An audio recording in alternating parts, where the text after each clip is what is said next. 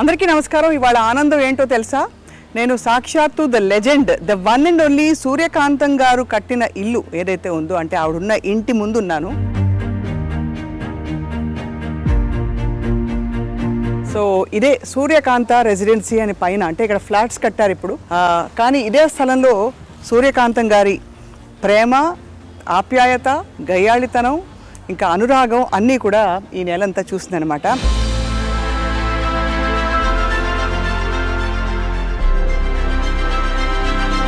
నిజానికి అటువంటి నటి నభూతో న భవిష్యత్. ఎందుకంటే 300 సినిమాలలో వేసిన పాత్రలన్నీ దాదాపు రెపిటేటివ్గా ఉన్నా కూడా ఎక్కడా బోర్ కొట్టించకుండా మెప్పించి, అలరించి, మైమరపించిన మహానటి నిజానికి సూర్యకాంతం గారే.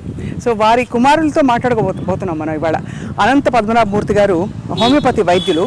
కానీ ఇంకొక విశేషం ఏంటంటే, సూర్యకాంతం గారికి గౌరవ డాక్టరేట్ ఇచ్చారు ఒక పాయింట్ తర్వాత. ఆ రోజుల్లో సినిమాకి వచ్చే ముందే, ఆ టైంలోనే మెట్రికులేషన్ వరకు చదువుకున్న తర్వాత she became doctor Suryakantham because of an honorary doctorate conferred upon her అనమాట. సో మరి సూర్యకాంతం గారి జీవిత విశేషాలు తెలుసుకుందావా? అయ్యో అయ్యో అయ్యో అనే ఆవిడ మరి జీవితంలో ఎంత హుందాగా, ఎంత ప్రేమగా ఉండేవారో తెలుసుకుందాం రండి.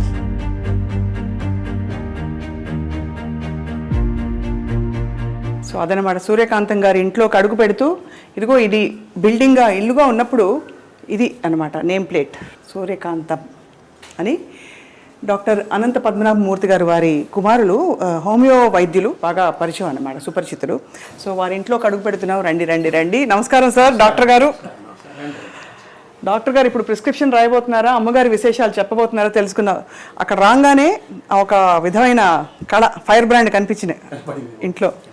అయితే మన ముందు సూర్యకాంతం గారు బాబా గారి భక్తులు చాలా అని వినికిడు అనమాట. సో మరిన్ని విషయాలు తెలుసుకుందాం. వీరేమో సూర్యకాంతం గారి కోడలు గారు అనమాట. నమస్కారం అండి. ఇక్కడ హోమియో మందులో వైపు అండ్ ఇక్కడ ఇటువైపు అంతా అవార్డులు, ఇంకా నవ్వులు, ఆశీస్సులు, పెద్ద పెద్ద వాళ్ళ ఫోటోలు ఉన్నాయి అక్కడ. చక్కని చిరునవ్వు, ఎంత గంభీరమైన పాత్రలు వేసిన, గయ్యాళితనం చూపించిన ఆ చిరునవ్వులో మాత్రం ఏదో ఒక ఆకట్టుకునే అద్భుతం ఉంది కదా. సో చూడబోతున్నాం, తెలుసుకోబోతున్నాం బోర్డు అనే విశేషాలు.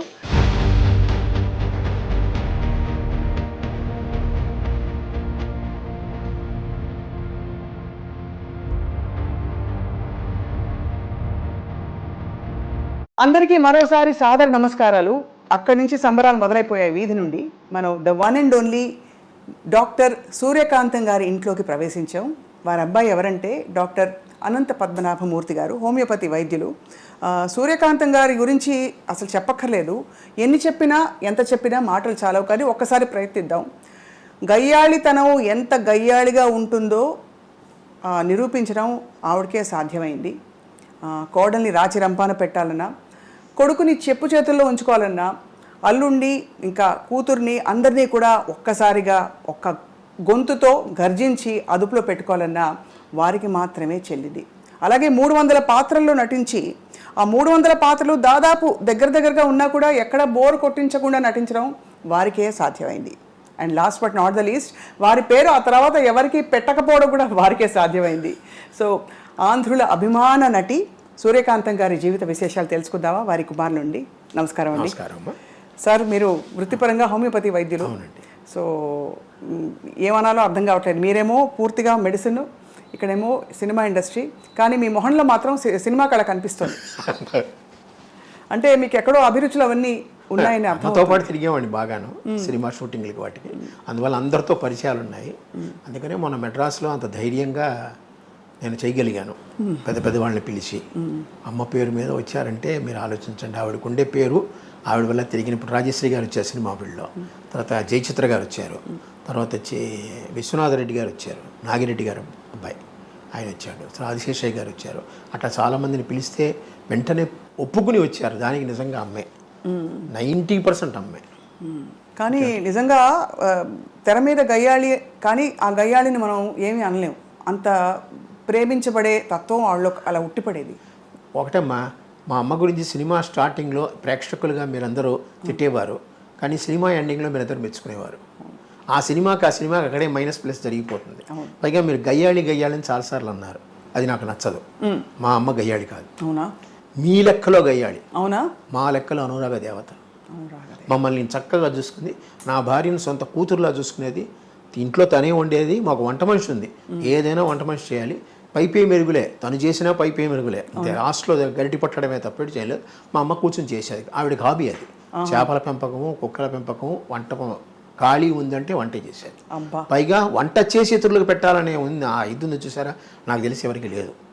ఇప్పుడు ఎవరికైనా మనం బయట నుంచి కొనుక్కోవడమో లేదంటే ఎవరి చేత చేయించడమో అలా పెడతాం మనం. కానీ ఆవిడ తను చేసి పెట్టాలనే కోరికతో తను కూర్చుని చేసేది. ఏమేమి వంటకాలు చేసేవారు సార్? ఆవిడ ట్రెడిషనల్ వంటకాలే. పులిహార మెయిన్. జయలలిత గారికి కూడా చాలా ఇష్టం. చాలా వాళ్ళకి ఆదూర్ సుబ్బారావు గారు అనండి, ఎవరైనా సరే. అలాగే దద్దోజనం, అది కామను. తర్వాత ఉల్లిపాయ పులుసులు బాగా చేస్తుంది ఆవిడ. చిన్న ఉల్లిపాయలు వేస్తారు దాంతో, అది 4-5 రోజులు నిల్వ ఉంటుంది. అలాగే మనకి ఆనపకాయ అంటాను చూస్తారు, ఆనపకాయని పొడిచి పొడిచి పొడిచి పొడిచి ముక్కలు చేస్తుంది ఆవిడ. ఆ ముక్కలు చూడడానికి మీకు చేప ముక్కలా ఉంటాయి, పెద్ద పెద్ద ముక్కలు. పెద్ద ముక్కలు చేసి చేప ముక్కల్లా ఉంటాయి. అదే ఆవిడే ఈ చేప ముక్క తినండి అంటుంది. అది ఫేమస్. ఇలాగ చాలా రకరకాలు ఈ చక్రబాణాలు అంటాను సార్, ఇవన్నీ ఆ పాతకాలంలో ఉండే పేర్లు ఇవన్నీ. అవే ఆవిడ చేసేది, అవే పెట్టేది అందరికీ. ఆవిడికి ఆ చివరి దశ వచ్చేటప్పటికి బయట నుంచి కూల్ డ్రింక్స్ కొంటామని చేసింది. కానీ మజ్జిగానే ఇంట్లో తయారు చేయాల్సింది గంగాళంతో. చిన్నగా ఇంత గిన్నె ఉంటుంది, గిన్నెలో తయారు చేసి పెట్టే ఎవరు వచ్చినా మజ్జిగ ఇవ్వడం. పూర్తిగా అమ్మ మనసే అయితే. అంతే, అమ్మ మనసే. ఎవ్వరితో పెద్దగా అనవసరంగా కోపం తెచ్చుకోవడం ఏం లేదు. అందరినీ నాయన అని పిలుస్తుంది. పైగా ప్రతి వాళ్ళు ఆవిడ చిన్నతనం, నా చిన్నతనాన్ని నేను చూసాను. ఆవిడని అమ్మ, అందరూ అమ్మ అనే పిలుస్తారు. ఇంకోటి అక్క, లేకపోతే ఆ గుండమ్మ కథ వచ్చినప్పటి నుంచి గుండక్క గుండక్క గుండక్క ఫేమస్ అయిపోయింది. అందరూ అమ్మ అనే పిలుస్తారు ఆవిడ. ఒక్క భానుమతి గారు మటుకు సూర్యం అని పిలుస్తారు. సూర్యం అని పిలుస్తారు చిన్నప్పటి నుంచి. అలాగే కొంతమంది పాతకాలపు వాళ్ళు ఉన్నారు, షావుకార్ గారు అవరండి, నాగేశ్వరరావు గారు అవరండి, వీళ్ళందరూ. ఎందుకంటే ఆవిడ మొగరాయిళ్ళ ఉండేది అని తత్వం వాళ్ళలో ఉందన్నమాట. షావుకార్ జానకి అంజలిదేవి గారు అమ్మ అనే పిలుస్తారు, శారద గారు అమ్మనే పిలుస్తారు. విజయనిర్మల గారు అంటే చెప్పనక్కర్లేదు, ఆవిడ ఏది ఉన్నా సరే అమ్మతో మాట్లాడతారు. చాలా ఆవిడ పర్సనల్ విషయాలు కూడా అమ్మతోనే మాట్లాడతారు. అంటే అమ్మ ఆవిడ దగ్గర. అలాగే జయలలిత గారు, ఆవిడకి అమ్మే. కారణం ఏంటంటే సంజయ్ గారు అమ్మకి క్లోజ్ ఫ్రెండ్. అందువల్ల సంజయ్ గారు పోయినప్పుడు అమ్మ ఆవిడ దగ్గర తీసుకుని చూసుకున్నారు. దాంతో ఆ యొక్క అభిమానం ఆవిడకి చివరి వరకు ఉంది. మీరు హోమియోపతి డాక్టర్ అవ్వాలన్న కోరిక వారిదేనా? ఆవిడ కోరిక. నేను ఎంకామ్ చదివాను మేడం. ఎంకామ్ చదివితే బ్యాంక్లో ఉద్యోగం వచ్చింది 1974. ఈ హోమియోపతి 72-73లో డిప్లొమా కోర్స్ ఒకటి ఉంది, అది అమ్మే చదవమని చెప్పారు. ఇప్పుడు డాక్టర్ గాలి బాలసుందరరావు గారిని ఉండేవారు, చంద్రమోహన్ వాళ్ళ మామగారు. ఆయన చెప్పాడు, నువ్వు హోమియో చదువుకో, బాగుంటుంది నీకు.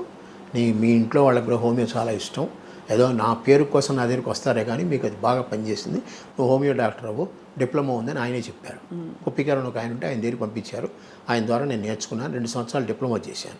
తర్వాత నాకు ఆంధ్రా బ్యాంక్లో ఉద్యోగం వచ్చింది. ఆ కాలంలో అంతా 100 వాట్స్ బల్బులు కదా, ట్యూబ్ లైట్లు కూడా లేవు. నేను చెప్పే 72, 73లో ఆ వేడిలో ఫ్యాన్ వేసుకోకుండా పొట్లాలు కట్టాలంటే నా వల్ల కాదు. అందుకని మూట కట్టి పటకమే వారేశాను. బ్యాంకులో జాయిన్ అయ్యాను. ఆఖరికి 2000లో నేను ట్రాన్స్ఫర్లు తట్టుకోలేక నేను రిజైన్ చేశాను జాబ్. అప్పటి నుంచి మళ్ళీ హోమియో నాకు జీవితం అమ్మ నేర్పింది. అమ్మ ఆనాడు అంత దూరదృష్టితో ఆవిడ నాకు అది నేర్పించబట్టి ఈరోజు నాకు పెన్షన్ చాలా తక్కువ వస్తుంది. నాకు వచ్చేది 32,000 అంత పెన్షన్. అయినా కూడా నాకు హోమియోపతి వల్ల కొంచెం ఆదాయం ఉంది. అది ఇది కలిపి చక్కగా అందరికన్నా ఈక్వల్ ఒక అప్పర్ మిడిల్ క్లాస్ పర్సనాలిటీగా నేను బతుకుతున్నాను. హాయిగా. అదే అమ్మ నటించిన పాత్రలు అన్నిట్లో అంటే మీరు చాలా షూటింగ్స్కి వెళ్ళేవారా? దాదాపు నేను ఖాళీగా ఉన్నప్పుడు అమ్మ షూటింగ్కి వెళ్తాను. ఇంకా నాకు వ్యాపకం లేదు. నాకు సాధ్యమంత వరకు మీరు ఏమనుకోనంటే ఆ పదం మంచిదో కాదో అని అమ్మ కూర్చుని. అవునా? అదే ఆవిడేం చెప్తే అదే, అలాగే అన్నీ. ఇప్పటికీ ఆవిడ పద్ధతులు పాటిస్తూనే ఉంటాను. పొద్దున్న 4 గంటలకు లేవడం, ఇద్దరం లేస్తాం. తను తొందరగా స్నానం చేస్తుంది, కొంచెం లేట్గా చేస్తాను అంతే. తను 5కే చేసేస్తుంది, నేను 6:30, 7 గంటలకు చేస్తాను. అది ఆఫ్ లేట్. నా ఖాళీ అయిన పేపర్లు చదువుకుని లేస్తాను అనమాట. అట్లాగా ఆవిడ పద్ధతులు అన్నీ. భోజనం కూడా పొద్దున టిఫిన్ 8:30కి. అప్పుడు మేము సద్యాన్నం తినడమో, వేడన్నం పెట్టుకుని తినడమో, అన్నమే పొద్దున. టిఫిన్ లేవు ఆ కాలంలో, మాకు టిఫిన్లు లేవు. మా ఇళ్లలో టిఫిన్లు ఉండవు. ఈ బజ్జీలు, పూరీలు ఇలాంటివి ఇడ్లీలు ఏమీ ఉండవు. కావాలంటే బయట తినడం ఏమైనా. ఆవిడ అమ్మ పక్కకి బయట ఇష్టం లేదు, బయట తిండి ఏది పడదు. అందుకని అన్నీ ఆవిడే చేసుకుంటుంది, ఆవిడే తింటుంది, ఆవిడే పెడుతుంది. దాదాపు ఒక హీరోయిన్కి రావాల్సినంత స్థాయి గుర్తింపు అమ్మకి రావడం, అలాగే అమ్మగారి పేరు మీదే కొన్ని సినిమాలు అంటే గుండమ్మ కథ లాంటి సినిమాలు టైటిల్ రోల్ ఆవిడే.